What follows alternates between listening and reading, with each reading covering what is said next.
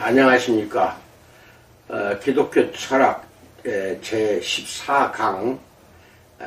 오늘은 포스트 모더니즘과 우리 시대의 철학에 대해서 살펴보기로 합니다.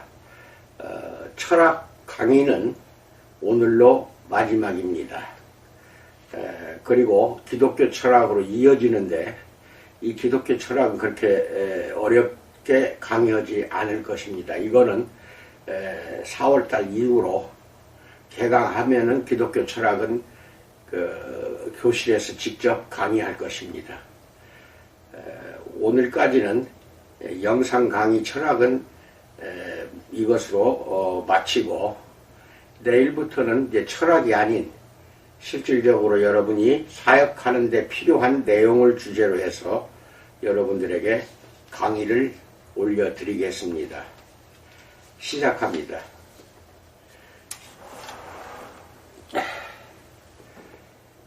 점점 설득력을 더해가는 이론 차원에서의 근대 비판을 실제 차원에서 우리가 철저히 근대성에 빠져 있다는 사실과 구분할 필요가 있습니다.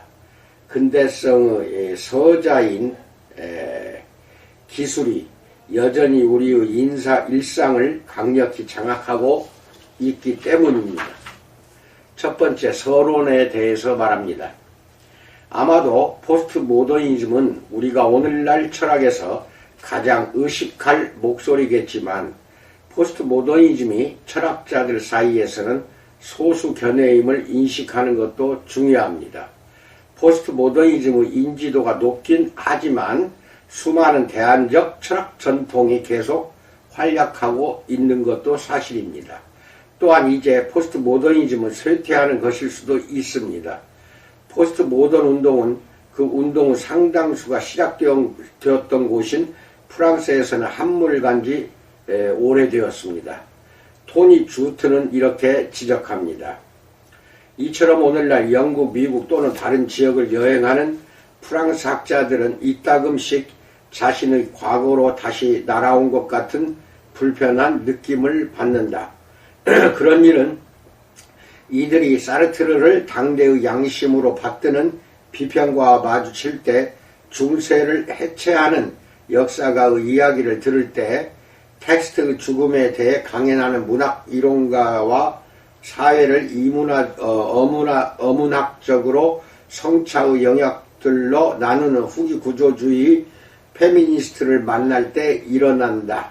그러나 그곳은 시간과 공간이 사라진 프랑스의 문화적이고 정치적인 삶의 본체는 쓰러져버린 2차원적 과거다. 거기에 남아있는 것이라곤 철학박사 학위가 있는 포스트 모던적 채셔 고양이의 씩 웃는 미소뿐이다 라고 말하고 있습니다. 오늘날 북미를 지배하는 철학이 있다면 그것은 아마도 자연주의나 실용주의일 것입니다. 제임스 사이어는 자연주의가 북미 전역의 대학 캠퍼스에서 맹위를 떨치고 있다고 주장합니다. 자연주의는 오늘날 지배적이다. 어떤 학문 분야에서건 즉 예술, 인문학, 사회과학, 자연과학 할 것 없이 학자와 그가 연구하는 세계를 창조하신 하나님이라는 개념을 가정하고 출발하는 이는 전혀 없다라고 말합니다. 형이상학적 자연주의란 자연적 사물과 속성만이 실제한다고 보는 관점입니다. 그런 철학에는 C.S. 루이스가 사냥꾼, 전사, 왕으로 묘사했던 하나님, 즉 지극히 서둘러 다가오신 하나님을 위한 자리가 없습니다. 실제로 북미 지성계는 특정 종류의 자연주의가 지배하고 있습니다.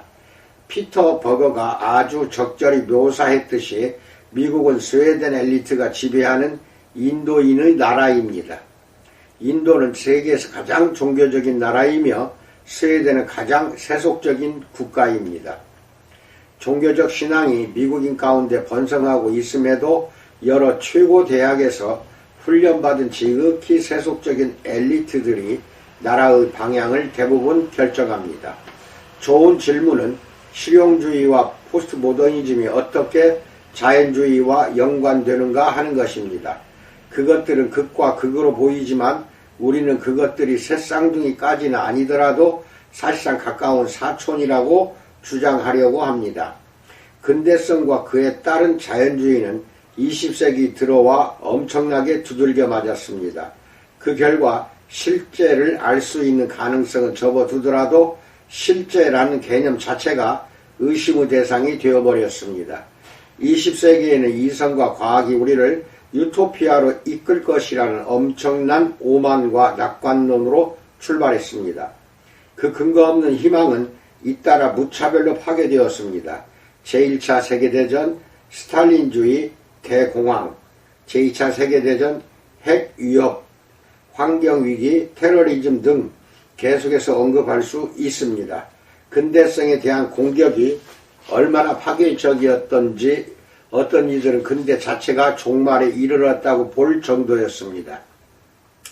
존 캐롤에 따르면 우리는 500년에 걸친 위대한 인본주의의 폐허 속에서 살아가고 있다. 그 거대한 잔해가 우리 주변에 널려 있다.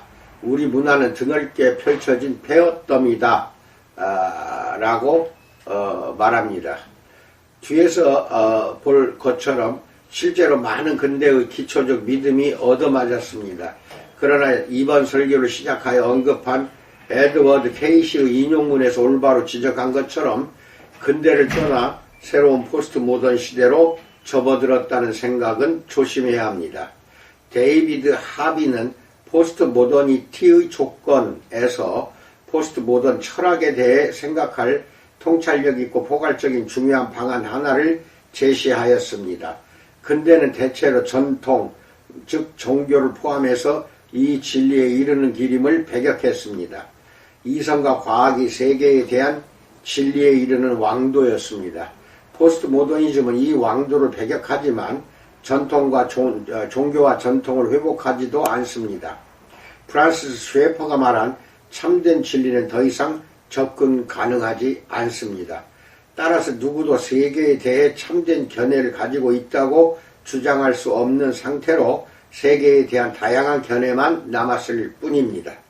이처럼 하나의 운동으로서의 포스트 모더니즘은 모두가 자기 소견에 옳은 대로 행하던 사사시대와 흡사합니다. 사사기 17장 6절, 21장 25절을 참고하세요. 물론 사사기에서 이는 심판적 판결인 반면 포스트 모더니스트는 그런 다양성을 오히려 축하합니다. 케이시는 더 나아가 근대 비판이 널리 퍼지고 있는 가운데서도 기술은 승승장구하고 있음을 정말 제대로 일깨워줍니다. 우리는 이 점을 훨씬 더 강하게 주장하고자 합니다. 역설적으로 근대에 대한 포스트 모던적 비판은 전 지구적 소비주의가 전 세계의 촉수를 펼치는 가운데서도 전개되었습니다. 전 지구적 소비주의의 기초인 시장과 자본주의 개념은 기술 지배가 그렇듯 철저히 근대적입니다. 따라서 이 관점에서 보면 우리는 근대의 종말 가운데가 아니라 근대의 명백한 승리 가운데 살고 있습니다. 중요한 질문은 포스트 모더니즘이 의도하지는 않더라도 과연 이 승리에 기여했느냐는 것입니다. 만일 당신이 무신론자이고 자연주의는 지난 100년에 걸쳐 크게 상처를 입었다면 이제 어디로 가야 하는가? 1. 물론 기독교 유신론으로 돌아가는 것이 하나의 길이겠지만 많은 현대 철학자에게 이 길은 더 이상 존재하지 않는다. 만일 기독교 유신론을 배격한다면 그 다음엔 어떻게 되는가? 2. 이제껏 제기된 비판을 감안하는 가운데 근대를 제자리로 돌려놓으려 할 수 있다. 우리가 뒤에서 볼 것처럼 이것이 독일의 철학자 윌겐 하버마스의 접근 방식이다. 3. 니체, 즉 여러 면에서 포스트 모더니즘의 아버지라고 하는 니체에게서 이미 나타난 것과 같은 식으로 제기하는 포스트 모던의 근대 비판을 포용하면서 거기에 담긴 허무주의와 무의미성의 극단적 함축을 완화시키려 할 수 있다. 실제로 이것이 대부분의 포스트 모던 철학자들이 택하는 길이다. 예를 들어 우리가 뒤에서 볼 것처럼 리처드 로티의 실용주의적 포스트 모더니즘이 이 접근 방식의 변종이다. 이 세 가지를 염두에 두고 들으시기 바랍니다. 이 모든 접근 방식에서 우리가 배울 점이 있음을 인식하는 것이 중요합니다. 이들 모두에는 무시할 경우 그리스도인들이 손해를 볼 통찰이 있습니다. 하지만 2와 3에 대해서 반드시 알아야 할 것은 이들이 근본적으로 근대의 인본주의 종교적 방향을 포기하지 않고 내부에서 근대에 반발한다는 점입니다. 영국의 과학철학자 메리 헤스가 아주 적절히 지적한 것처럼 자유주의적 세론이 스스로를 얼마나 성공적으로 서구지성 문화의 이념으로 정착시켰는지, 그것은 모든 포스트 모던 논쟁의 전제로서 거의 눈에 보이지 않을 정도가 되었다라고 말합니다. 포스트 모더니즘은 철저히 서구의 현상입니다. 그것이 가진 많은 통찰에도 불구하고 그 근본 방향에서 철저히 인본주의에 머물고 있습니다. 종교를 예로 들어 봅시다. 포스트 모던 철학의 중요한 기여 하나는 종교를 철학적 의제로 되돌린 것입니다. 얼핏 보면 이는 앞서 우리가 했던 설명과 모순될 수 있습니다. 크레이그는 5,000명가량의 청중 앞에서 자크 데리다와 기도에 대해 토론하는 자리에 참석한 적이 있었습니다. 이탈리아의 포스트 모던 철학자 잔니 바티모는 3시간짜리 세미나 서두에서 자신은 철학에서 종교를 배제할 어떤 이유도 더 이상 찾을 수 없다고 선언했습니다. 비슷하게 슬로베니아의 철학자이자 락강주의 정신분석가 슬라보의 지젝은 출판된 그의 작업에서 기독교와 신학에 대해 점점 더 흥미를 보이고 있으며, 그의 작업은 무너지기 쉬운 절대성 또는 왜 기독교적 유산을 위해 싸울 가치가 있는가, 또 믿음에 대하여 또 다른 책 꼭두각시와 난쟁이 왜곡된 기독교의 핵심, 또 다른 책 종말의 시대에 살아가기 같은 도발적인 제목을 달고 있습니다. 기독교의 왜곡된 핵심은 그리스도의 죽음을 대속적 희생으로 보는 관점을 말합니다. 그는 이를 배척하지만 그와는 별개로 어떤 형태의 기독교는 회복될 수 있다고 생각합니다. 지책이 재구성한 기독교는 복잡하고 이상합니다. 그리스도의 신성은 우리를 인간으로 만드는 삶의 과잉과 연관됩니다. 신은 우리를 단지 짐승이 아니라 인간으로 만드는 것 이상도 이하도 아니며 이것이 바로 그리스도에 의해 계시된 것이다 라고 말합니다. 그리스도는 신을 불완전하고 약한 존재로 계시합니다. 타락은 비극이 아니라 구속의 첫째 행위이며 그리스도는 저주의 영향을 제거하기 위해서가 아니라 타락을 완성시키기 위해 왔다. 타락은 동물적 인간으로부터 온전한 인간성으로 가는 길 위에 있는 단계이며 그리스도는 이를 성취하기 위해 왔다. 그리스도의 죽음은 우리의 빛을 갚지 않고 오히려 우리에게 자유와 인간으로서의 책임을 전유하기 위해 기회를 준다. 지젝에게 그리스도의 성육신은 초월로서의 신의 종말을 의미합니다. 우리가 소통할 수 있는 초월적 신은 더 이상 존재하지 않습니다. 지젝은 헤겔에게 큰 영향을 받았습니다. 그는 신이 신자의 공동체인 성령으로 변했다고 주장합니다. 지젝은 이 공동체를 기존 사회 질서에서 스스로를 분리하고 사랑으로 특정 지어진 버림받은 자 중 하나로 봅니다. 지젝 철학의 주요 표적은 소비자 자본주의입니다. 그의 작업에서 기독교는 반자본주의 실천의 가능성을 지지하는 도구로 채택됩니다. 하지만 초월적 신은 사라졌습니다. 그리고 프레데릭 드포르 테레는 예리하게 묻습니다. 그러니 우리에겐 우리의 욕망과 자본주의 학살로부터 세상을 치유하기 위해 진짜 위에 있는 초월자가 필요하지 않는가? 라고 말하고 있습니다. 포스트 모더니스트들은 오늘날 세계 전역에서 일어나고 있는 정통 종교의 놀라운 부흥을 진지하게 고려하지 않으며 오히려 일반적으로 가다머와 함께 우리는 이제 모두 칸트주의자거나 포스트 칸트주의자이기에 교회의 낡은 교리를 회복할 수 없다는 데 동의합니다. 바티모는 종교를 회복하려 합니다. 하지만 그것은 그의 말대로 사람들을 사랑하고 교통 법규를 지키는 것과 다르지 않는 포스트 니체주의와 포스트 하이데거 주의자의 종교일 뿐입니다. 나는 늘 윤리가 그저 사랑의 교통법규를 더한 것이라고 말한다. 나는 내 이웃의 죽음을 유발하기를 원하지 않고 그를 사랑해야 하기에 도로법규를 존중한다. 이 모든 것이 단지 사랑의 교통법규를 더한 것이다. 윤리는 그저 그뿐이다. 라고 말합니다.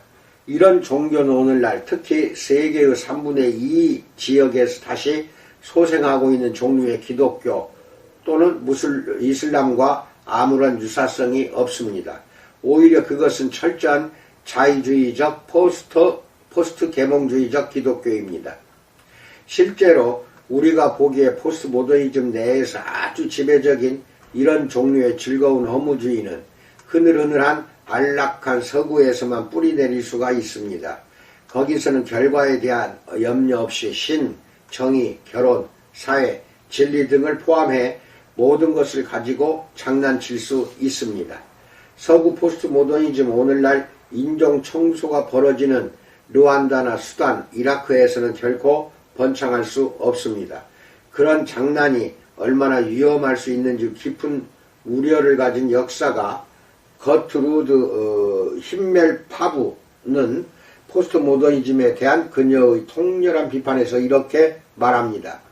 포스트 모더니즘은 해방과 창조성이라는 세이렌의 노래로 우리를 유혹하지만, 여기서 세이렌은 우리 한글 표기로는 사이렌 소리입니다.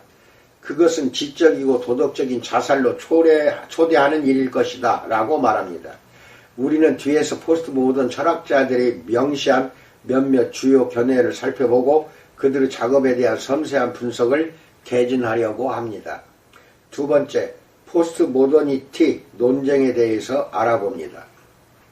포스트 모더니즘에 관한 오늘의 논쟁은 예술에서 모더니즘에 대한 반발로 1950년대와 1960년대에 시작되었습니다. 이 반발은 곧 근대문화 전반에 대한 비판으로 확장되었습니다. 물론 이것은 포스트 모던 논쟁이 그보다 오랜 뿌리가 없다는 뜻은 아닙니다. 핵심 포스트 모던 철학자들을 훑어만 보아도 그들이 니체와 하이데거 같은 앞선 철학자에 의존하고 있음이 분명히 드러납니다. 포스트 모던 이론들에는 새로운 것이 별로 없지만 근대에 대한 환멸이 넓게 퍼져 있다는 것과 이전엔 소수였던 반근대적 입장이 폭넓게 받아들여지고 있다는 점이 오늘날을 다르게, 적어도 철학적으로 다르게 만듭니다. 우리는 포스트 모더니즘에서 니체의 시대가 도래했다고 말할 수 있을 것입니다. 현상학의 아버지인 독일의 철학자 에드문트 후설이 철학적 포스트 모더니즘에 끼친 영향력은 과소평가되어서는 안 됩니다. 실제로 포스트 모던 철학은 상당 부분에서 포스트 현상학이라고 할 수 있습니다. 후설의 현상학은 우리가 10강에서 살펴본 것처럼 지식의 과학적 성격을 인간의 자율성 안에서 확립하려는 최후의 필사적 시도였습니다. 그 결과 그의 작업에는 엄청난 긴장이 나타났고 현상학을 해석학적 방향으로 돌리고 그럼으로써 후설 철학의 강한 계몽주의적 성격을 전복시키는 일은 역시 10강에서 살펴본 것처럼 후설의 제자인 하이데거에서 떨어졌습니다. 하이데거에게 떨어졌습니다. 하이데거는 참된 지식을 확보하는 수단으로서 직관을 특권화하는 후설과 달리 우리는 항상 이미 세계 속에 던져져 있음을 역설했습니다. 따라서 우리는 중립적, 객관적 입장보다는 그가 현 존재라고 부른 이 던져진 상태에서 세계를 탐사할 뿐입니다. 하이데거는 이런 방식으로 역사와 이해에 대한 딜타이의 강조가 결실을 맺게 했습니다. 포스트 모더니즘의 핵심은 인식 주체와 인식 대상이 모두 역사 속에 심겨 있다는 사실을 깊이 인지하는 것으로, 따라서 객관적 중립적 분석을 가능하게 할 그 어떤 중립적 요충지도 없습니다. 포스트 모던 논쟁은 1980년대 말과 1990년대 초에 한편으로는 하버마스, 다른 한편으로는 장 프랑스와 리오타르를 점점 더 둘러싸고 펼쳐졌습니다. 리오타르의 포스트 모던의 조건은 가장 고도로 발전된 사회들 속에서 지식의 조건에 대한 연구입니다. 지식은 고도로 발전된 사회의 핵심 관심사인 정보에 의해 물질적 상품 생산이 대체되는 일에 깊은 영향을 받았습니다. 사회가 컴퓨터화되면서 수행성이 다른 형식의 이성을 압도하게 되었습니다. 결과적으로 도래한 포스트 모던의 조건은 메타 내러티브에 대한 불신이 그 특징입니다. 리오타르는 지식의 객관적 정당화 가능성의 심장을 공격합니다. 어느 게임이 메타 내러티브 또는 세계관을 대체했고 이 게임은 언제나 지역적이고 제한적인 신빙성만 가집니다. 리오타르는 메타 내러티브와 세계관을 반대할 때 특히 근대 과학을 염두에 두고 있습니다. 위르겐 하버마스는 근대의 종말이라는 포스트 모던적 개념에 강력히 반발하며 오히려 근대를 미완의 기획으로 생각하기를 주장합니다. 근대는 위기에 처해 있습니다. 하지만 해답은 이를 포기하는 것이 아니라 원래의 궤도로 돌아오게 하는 것입니다. 하버마스는 합의에 이르는 지평융합이라는 가다머의 해석학 이해를 강하게 비판했습니다. 하버마스가 보기에 가다머의 해석학 이해는 의사소통 과정에서 체계적으로 왜곡이 일어날 가능성에 주의를 기울이지 못하기 때문입니다. 이로 인해 하버마스와 가다머 사이에서 계속되는 가다머 해석학의 메타 비판적 차원을 조명하는 논쟁이 일어났습니다. 하버마스는 언어의 구조 속에 함축된 이상적 언술의 가능성을 정립하려는 보편화용론 기획을 제시했습니다. 화자는 이성에 호소함으로써 자기의 주장이 오로지 이성적 담론을 통해서만 입증될 수 있으리라 가정합니다. 그리하여 일반적으로 의사소통은 하버마스의 이상적 담화 상황과 같은 어떠한 상황을 지향합니다. 장 보드리아르의 엄격한 분석에서는 서구 사회를 심히 비관적으로 바라봅니다. 그가 보기에 소비주의는 우리 사회 구조를 지배하기에 이르렀는데 이 변화는 특히 전자미디어를 통해서 하이퍼 리얼에 의해 대치되어 실제와 구분이 불가능하게 된 것, 그가 제3의 시빌리아 크롬이라고 부른 것과 더불어 일어납니다. 예를 들어 디즈니랜드는 미국이 진짜 디즈니랜드라는 사실을 은폐하기 위해 존재합니다. 보드리아르는 모든 것을 인공두뇌학적 통제라는 면에서 보며 따라서 우리가 기술적 통제의 무력한 희생자라고 생각합니다. 심지어 대중은 정보의 산물이며 주체의 관점에서부터 사고 행동이 불가능해진 탓에 그들의 유일한 반응은 대상과 함께하는 것입니다. 이는 실로 암울한 그림입니다. 우리에겐 우리의 통제를 벗어난 하이퍼리얼만 남았다. 그것은 모두 세부사항을 외설적으로 샅샅이 볼 수 있음에도 개념화를 넘어선다. 그러나 보드리아르는 그가 내리는 결론의 악몽적 성격에서 다른 모든 이론가를 훨씬 뛰어넘는다. 보드리아르에게 전자혁명은 우리를 난공불락의 암호를 통해서 하이퍼리얼의 무의미한 자본주의 질서의 이익에 종사하는 기술적 결정론의 무력한 희생자로 만들어 놓는다라고 말합니다.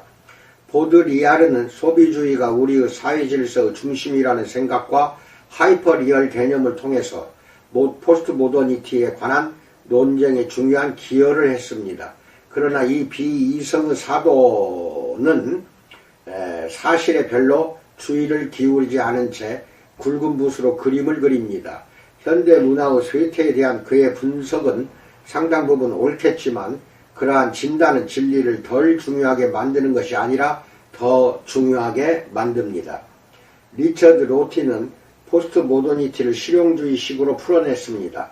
필요한 것은 지식을 정당화하기 위한 길을 발견하려는 새로운 탐구가 아니라 공동체에 대한 비이론적 감성이다 라고 말합니다. 그런 입장에서는 의사소통 능력 이론으로 그 기초를 마련할 필요 없이도 하버마스의 왜곡 없는 의사소통을 받아들일 수 있습니다. 이렇듯 로티는 포스트 모던 부르주아 자유주의를 전통적 칸트주의에 의존하지 않고 부유한 북대서양의 민주주의 제도와 관습을 옹호하려는 해겔주의자의 시도라고 보았습니다. 그러한 포스트 모던 자유주의에서 도덕의 초월적 기초는 벗겨져 버리고 도덕은 사회에 대한 충성과 동등한 것이 됩니다. 이성적 행동은 그저 다른 사회 구성원의 행동을 따르는 행동일 뿐입니다. 로티는 모든 지식은 전통에 근거를 두고 있다는, 또한 인식론에 대한 서구의 관심 아래 깔려있는 실제에 대한 정확한 재현이라는 개념은 하나의 신화라는 자신의 견해를 지지하기 위해 가다머를 이용합니다. 모든 형태의 지식은 발견보다는 구성에 가깝고 이 점에서 일반적으로 창조하는 기획과 동일합니다. 결과적으로 정당화에 대한 서구 인식론의 강박은 오늘날과 무관하며 구식 형이상학에 집착하는 일일 뿐입니다. 로티는 서구 전통의 인식론적 관심 대신에 교화라는 목표를 제안합니다. 우리는 스스로의 믿음을 정당화하려 하기보다는 대화 속에서 우리 자신을 노출하고 다른 선택지를 탐사할 수 있는 그런 대화를 증진시키고 그리하여 삶에 대처할 보다 나은 방법을 찾아야 할 것입니다. 그 또한 현상학에서 발전한 자크 데리다 유형의 포스트 모더니즘은 해체주의라고 불립니다. 후설과 근대에 대한 응답인 데리다의 중요한 공헌은 늘 있어온 현존의 형이상학을 아포리아에 노출시키는 치밀한 텍스트 분석을 통해 의식이라는 요새를 깨부순 것이었습니다.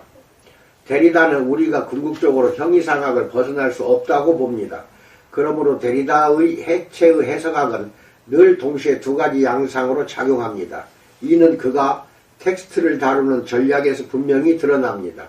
한편으로 저자의 의도라는 가드레일은 해석을 위해 없어서는 안 됩니다. 다른 한편으로 텍스트 속 아포리아는 우리가 그 아포리아를 놀이 속으로 불러들이게 할 수 있으며 그 결과 텍스트는 요동하고 유동적이게 되어 텍스트의 의미가 결코 가득 채워지거나 최종적으로 강제될 수 없게 됩니다. 신학자이자 철학자인 폴 리케르는 훨씬 더 보수적인 포스트 모더니즘 형태를 대표합니다. 그는 프로이트, 정치와 정의, 성경 해석, 문학 해석과 은유, 해석학, 역사와 기억 등 넓은 범위의 주제에 대해 깊이 있는 글을 썼습니다. 리케르는 특히 텍스트를 의미론적 사건으로 여기는 해석에 대한 이해를 한다는 점에서 매우 중요한데, 그 이해란 텍스트를 2차적 순진성에 따라 읽는 독해에서 텍스트와 해석자가 은유와 상징의 상호작용을 통해 융합하는 사건으로 보는 관점입니다. 리케르는 가다머와 대조적으로 설명과 이해를 결합하려고 합니다. 리케르가 보기에 가다머에게서는 이 둘이 서로 충돌하기 때문에 이해에는 비판적 시험을 위한 여지가 없는 경향이 있습니다. 리케르에게 설명은 의심의 해석학을 구현합니다. 의심의 해석학은 인간 의지의 단순한 투영일 뿐인 우상들을 기꺼이 폭로하고 파괴하는 것입니다. 리케르는 계몽주의가 의미를 주체에 규속시킨다는 점에서 계몽주의를 비판합니다. 그가 주장하는 바는 주체가 스스로를 자기 의미의 기초로 자임하는 허식에 대한 영구적 불신이다. 내가 내세우는 반성적 철학은 처음부터 모든 데카르트식 철학에 반대한다. 자아 이해는 언제나 간접적이며 문화와 역사 속에서 나의 외부에 주어진 기호들에 대한 해석으로부터 전개된다. 자기 이해의 자아는 이해 자체의 산물이며 텍스트에 적힌 의미로부터 오는 초대의 선물이다 라고 말합니다. 그러나 리케르에게는 포스트 모던적이려는 의도가 전혀 없습니다. 우리는 의심의 대가인 니체, 마르크스, 프로이트가 주는 교훈을 피할 수 없으며 피하려 해서도 안 됩니다. 따라서 설명은 해석에서 반드시 필요한 부분입니다. 그러나 설명만으로는 불충분합니다. 우상을 깨뜨리는 것은 또한 상징으로 하여금 말하게 하는 것이다 라고 말합니다. 데카르트 인식론의 한 영향은 서구 문명이 상징적 언어에 대한 감수성을 상실했다는 것입니다.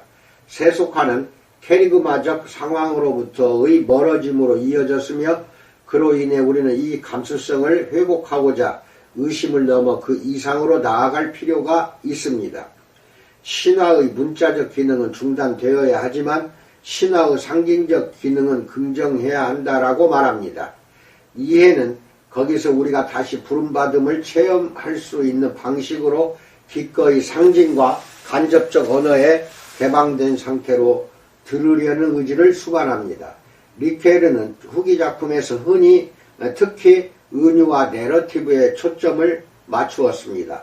보다 혁신적이고 영향력 있는 리케르의 기여는 은유를 내러티브와 연결하는 방식에서 비롯됩니다.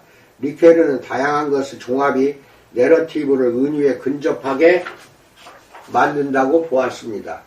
내러티브 순서는 순차적 경험과 사건들을 인간적 시간의 일관된 구조 속으로 흩어놓습니다. 이렇게 다시 표상된 세계는 계시적이고 변혁적이게 됩니다. 내러티브는 가능성의 세계를 구성해 줍니다.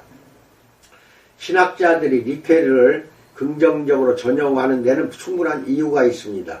리케르는 상징의 긍정적 입장을 취하고 있기에 종교적 경험에 개방적입니다.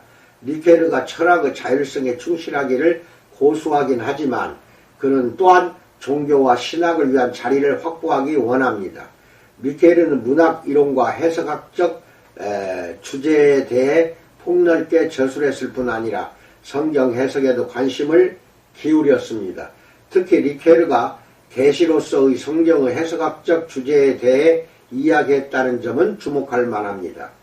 그는 계시가 신앙의 시작이자 마지막 말임을 인정하고 계시의 권위적 이해와 이성의 자율적 견해 사이의 대립을 극복하는 계시의 해석학을 개발하려 했습니다. 이 모든 사상가는 근대가 위기에 처했음을 인정하지만 그들의 반응은 다릅니다. 이들로부터 우리가 알아야 할 것은 포스트 모던 철학은 근대의 여러 기초에 도전했다는 것입니다. 1. 포스트 모던 철학은 우리가 아는 능력과 실제를 정확하게 재현할 수 있는지에 대한, 즉 인식론에 대한 온갖 종류의 질문을 제기했다. 많은 이가 보편적인 객관적 지식의 가능성은 불가능하다고 간주한다. 대체로 포스트 모던 이론은 강력히 반실제론적이며 모든 지식을 지역적이고 공동체적인 것이자 인간의 구성물로 여긴다. 그러한 인신론적 회의주의는 리오타르의 메타 내러티브에 대한 불신 개념에 아주 분명히 포착되어 있다. 이 회의주의의 결과는 중립적인 근대적 지식의 숨은 의제에 대한 심각한 의심이다. 많은 이가 객관적이고 가치 중립적인 것으로 주장되어 온 것을 유력한 이데올로기의 위장으로 보게 된다. 이 회의주의의 결과는 지식에서의 불가피한 다윈주의와 그 결과로 일어나는 파편화에 대한 인식이다. 많은 이가 확실성과 진리를 크게 의심한다. 극단적 포스트모던 사상가들이 참된 메타 내러티브나 세계관이 결코 존재하지 않음을 완전히 확신하는 것처럼 보인다는 것은 매우 역설적이다. 합리성의 역할에 대해 또한 지식의 기초를 세울 수 있는지에 대해 의견이 분분하다. 크리스토퍼 노리스, 위르겐 하버마스, 어니스트 갤러는 근대의 기획을 재건하려 한다. 다른 이들은 합리성이 항상 관점에 달려 있다는 진짜 포스트 모던적 입장을 추구한다. 이 인식론은 존재론과 밀접하게 연관되어 있으며 역시 여기서도 포스트 모더니티는 근대의 널리 합의된 내용을 깨뜨렸다. 메타 내러티브에 대한 불신이 많은 존재론적 반성을 위한 여지를 거의 남기지 않으리라 예상하겠지만 이는 당연히 불가피한 일이다. 포스트 모던 이론에서 공통의 존재론적 가정은 언어가 실제의 가장 근본적인 양상이라는 것이다. 데리다는 이 견해의 좋은 예다. 많은 포스트 모던 이론은 역사를 끊임없는 흐름과 변화로 보는 견해와 더불어 작동하면서 인간 구성과 별개로 존재하는 실제의 질서에 대한 어떤 개념의 여지도 거의 남기지 않는다. 역설적으로 인간 지식에 대한 회의주의는 우리가 살고 있는 세계를 구성하는 인간 공동체를 높이 평가하는 견해와 서로 손잡고 간다. 이 역시 특정 존재론을 반영한다. 3. 인식론과 존재론은 인간의 본성이라는 면으로 볼 때 인간론과 뗄 수 없다. 근대를 강력히 지배했던 인간에 대한 합리주의적인 자율적 견해는 무너졌고 다양한 대안이 제시되었다. 예를 들어 로티는 도덕적 자아를 그 이면에 아무것도 없는 신앙, 욕망, 감정의 속성 뒤에 아무 기질도 없는 네트워크로 보아야 한다고 말한다. 도덕적이고 정치적인 숙고의 대화의 목적상 인간은 단지 그런 네트워크일 뿐이다 라고 말한다. 미셀 푸코는 다음과 같은 주장을 통해 인간에 대해 가지는 우리의 견해가 하나의 구성물임을 힘주어 강조한다. 인간은 근래의 발명품일 뿐이다. 채 두세기도 지나지 않은 존재, 우리 지식의 새로운 주름이다. 지식이 새로운 형식을 발견하면 이내 사라질 것이다 라고 말한다. 몇몇 포스트 모던 사상가는 프로이트의 인간론을 개정하여 갱신하기도 했다. 보드리아르 같은 사상가가 인간 주체가 의미있게 행동할 수 있는 가능성을 경시했다면 다른 이들은 인간의 자기 창조 가능성을 강조한다. 인식론, 존재론, 인간론, 너무도 많은 포스트 모던 철학이 이 영역과 얽혀 있다는 사실은 근대의 철학적 기초가 어느 정도까지 위기에 처해 있는지를 잘 보여줍니다. 포스트 모던 철학은 다원주의, 불확실성, 불안정성, 파편화를 그 특징으로 합니다. 옛 확실성은 그것을 대신할 수 있는 통일된 비전이 없는 상태에서 소멸해버린 것처럼 보입니다. 그러나 비록 근대의 많은 뿌리가 포스트 모던 철학자들에 의해 의문에 붙여졌다 하더라도 그 아래 깔려있는 인본주의 종교적 기조는 포기된 적이 없다. 예를 들어 인간의 자율성 그 어느 때보다 더 확고하게 구축된 채로 남아있습니다. 차이가 있다면 이제 우리는 단지 불확실성과 더불어 사는 법을 배워야 한다는 것입니다. 포스트 모던 이론의 상대주의적이고 허무주의적인 측면은 단지 현 상황의 일면일 뿐임을 잊지 말아야 합니다. 앞서 보았듯 현상학과 형이상학 같이 다른 근대적 유형의 철학이 계속해서 활약하고 있습니다. 만일 근대가 기독교 세계관에 대한 반발이자 그것을 내재적으로 만드는 것이라면 포스트 모더니티도 실제에 대한 기독교적 관점의 회복에 열려있다는 조짐을 거의 보여주지 않습니다. 그러나 엘빈 플랜팅카가 기독교적 관점에서 지적한 것처럼 그가 포스트 모더니즘의 창조적 반실제론이라 부른 것은 웃음거리에 불과합니다. 창조적 반실제론은 현재 철학자들 사이에서 인기가 높다. 이 이론은 인간의 행동, 특히 인간의 사상과 언어가 어쨌든 세계의 근본 구조와 존재하는 실제의 근본 종류의 원인이라는 관점이다. 그러나 유실론적 관점에서 볼 때 보편적인 창조적 반실제론은 기껏해야 한 자락의 웃기는 허세에 불과하다. 물론 하나님은 우리와 우리의 사고방식에 그분의 존재도 속성도 비치지 않으셨다. 사실은 정반대다. 그리고 창조된 세계에 관한 창조된 세계가 그 존재와 속성을 인격의 편에서 행한 행동에 비친 것은 분명하지만 그 인격이 확실히 인간 인격은 아니다라고 말합니다. 이처럼 다원주의 철학의 세상에서는 넘쳐나는 세계관들이 주의를 끌려고 경쟁을 벌입니다. 포스트 모더니즘은 우리에게 중요한 변화가 벌어지고 있다는 사실을 올바로 경고해 줍니다. 포스트 모더니즘은 철학을 넘어 널리 영향을 미칩니다. 당신이 공부하는 분야가 무엇이건 포스트 모더니즘과 당신의 전문 분야에 관한 상당한 문헌들을 접할 수 있음을 발견할 것입니다. 또한 포스트 모더니즘은 대중문화에 엄청난 영향을 미쳤습니다. 포스트 모더니즘은 서구 문화의 수많은 이의 상상력을 사로잡은 개념으로 어디서나 이런저런 형태로 발견됩니다. 따라서 포스트 모더니즘이 오늘날 철학의 많은 유행 중 하나임을 인식하면서도 그것을 진지하게 다루어야 합니다. 데이비드 리온의 말처럼 포스트 모더니티 개념은 우리 시대에 관한 핵심 질문을 일깨워주는 가치 있는 문제거리다 라고 말합니다. 포스트 모더니티의 질문은 근대를 재평가할 근대 자체를 불안정하고 예측 불가능함을 보여주는 시대의 징조로 읽을 한때 근대가 약속해 주는 듯 보였지만 압류당한 미래를 포기할 기회를 제공한다라고 말합니다. 그리스도인은 포스트 모더니즘 철학에 어떻게 대응해야 하는가요? 1. 여러 면에서 우리는 근대의 기초를 제공했던 철학들에 대한 포스트 모더니즘의 통렬한 비판을 인정하고 환영해야 한다. 근대의 중요한 특징은 권위를 하나님에게서 인간으로 재배치한 것이다. 그것이 이성이건 과학이건 직관이건 그 외 다른 무엇이건 마찬가지다.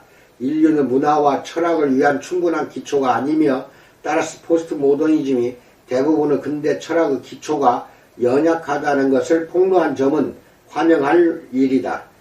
조지 스타이너가 데리다를 훌륭하게 비평하며 지적하듯이 데리다는 우리가 허무주의와 태초의 말씀이 계시니라 중 하나를 택할 수밖에 없게 만든다. 2. 스타이너는 세상과 문화 속에서 우리가 만나는 실제적 존재들을 바르게 다루려면 창조 문법이 필요함을 일깨운다. 그러나 이것이야말로 대부분의 포스트 모더니스트가 배격하는 방향이다. 포스트 모더니스트들은 일반적으로 태초에 계셨던 그 말씀의 회복을 바라지 않는다. 포스트 모더니즘은 서구의 자유주의 운동이며 결탄코 전통과 기독교 유실론 회복을 위해 칸트 이전으로 되돌아가려 하지 않을 것이다. 사실 그리스도 안에서 자신을 계시하신 창조주 하나님에 대한 믿음은 모든 중요한 포스트 모던 철학을 근본적으로 바꾸어 놓을 것이 너무도 분명하다. 그러므로 포스트 모더니즘이 우리에게 남긴 것은 인본주의적 근대의 본래 불안정한 DNA가 그 자리에 아무런 건설적 기획도 두지 않은 결과물이다. 따라서 우리는 포스트 모더니즘을 후기 또는 과도한 근대로 생각하기를 선호한다. 너무도 많은 포스트 모던 철학이 있지만 그것들이 얼마나 창조적이고 재치가 넘치건 우리가 그것들을 가지고 할 수 있는 것이 별로 없다. 데리다가 시도한 것처럼 책의 개념 자체를 해체할 수는 있지만 이는 결코 책이 작동하는 방식이 아니다. 데리다의 제자들이 데리다의 해체 철학에 대해서 매우 정교한 책들을 계속해서 쓰고 있다는 사실이 그 결과다. 대부분의 포스트 모더니즘과 대조해 보면 스타이너가 확실히 옳습니다. 문화에는 초월적 기초가 필요하며 철학과 근대 문화가 앞으로 나아가기 위해서는 기독교 유실론을 회복하고자 칸트 이전으로 그리고 그 너머로 갈 필요가 있을 것입니다. 이 점을 강조해온 두 명의 사회학자가 비그리스도인인 오스트레일리아인인 존 캐롤과 유대인 미국인인 필립 리프가 있습니다. 캐롤의 근대 비판은 통찰력이 있습니다. 그는 날카로운 지각으로 이렇게 주장합니다. 인본주의는 실패했다. 인간이 피조물인 동시에 창조자라는 의미에서 창조의 중심이 아니기 때문이다라고 말합니다.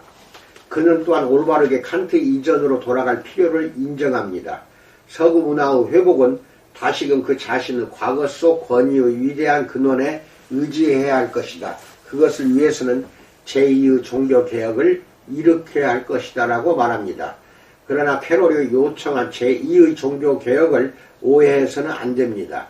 교회의 문제점에 대한 그의 진단은 예리합니다. 서구에서 일어난 기독교 쇠퇴는 설명하기 쉽다.